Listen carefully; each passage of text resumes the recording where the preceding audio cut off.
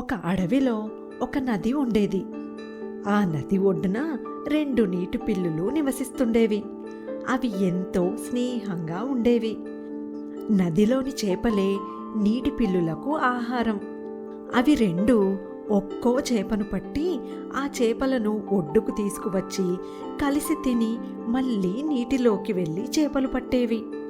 కానీ ఒకేసారి కాకుండా అలా ఒక్కో చేపను తినడం వల్ల వాటికి కడుపు నిండేది కాదు. అప్పుడు 2 నీటి పిల్లులు కలిసి ఒక ఉపాయం ఆలోచిస్తాయి.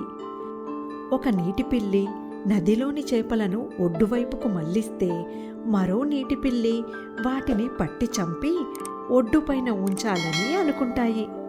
వాటి ఆలోచన ప్రకారం 2 కలిసి బోలెడు చేపలను పడతాయి. నీటి పిల్లులు ఒడ్డుపైకి వచ్చి ఆ చేపలను తినాలని అనుకుంటాయి. కానీ ఆ చేపలను ఎలా పంచుకోవాలో వాటికి అర్థం కాదు. ఇద్దరిలో ఒకరికి ఎక్కువ మరొకరికి తక్కువ అవుతాయేమోనని అనుకుంటాయి. ఇంతలో అక్కడికి ఒక నక్క చేరుకుంటుంది. దిగులుగా కూర్చున్న నీటి పిల్లులను చూసి, "ఎందుకు మీరు అలా దిగులుగా కూర్చున్నారు?" అని అడుగుతుంది నక్క.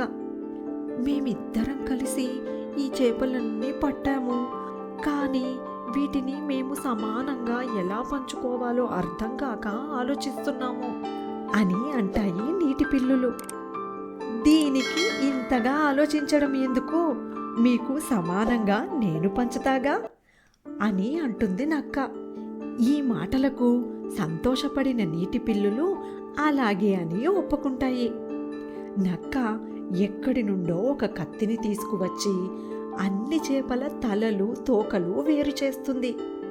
నక్క సమానంగా ఎలా పంచుతుందా అని ఆసక్తిగా ఎదురుచూస్తున్న నీటి పిల్లులతో, "చేపల తలలన్నీ నువ్వు తీసుకో" అని ఒక నీటి పిల్లికిస్తుంది నక్క. మరో నీటి పిల్లితో, "ఈ తోకలన్నీ నీ వాటా" అని అంటుంది నక్క. "తలలు తోకలు సమానంగా పంచావు, మరి చేపల మధ్య భాగం ఎలా పంచుతావు?" అని అంటాయి నీటి పిల్లులు. అప్పుడు నక్క, అవి నా వాటా. ఇంతసేపు మీ ఇద్దరి కోసం ఇంత కష్టపడి వాటాలేసినందుకు ఈ మధ్య భాగాలు నావే" అని నక్క చేపల మధ్య భాగాలన్నీ తీసుకుని వెళ్ళిపోతుంది. ఇంత కష్టపడి తాము చేపలు పడితే పనికిరాని తలలు తోకలు తమకు పంచి చేప మాంసం ఉన్న మధ్య భాగాలు మాత్రం నక్క తీసుకెళ్ళిందని బాధపడతాయి నీటి పిల్లులు.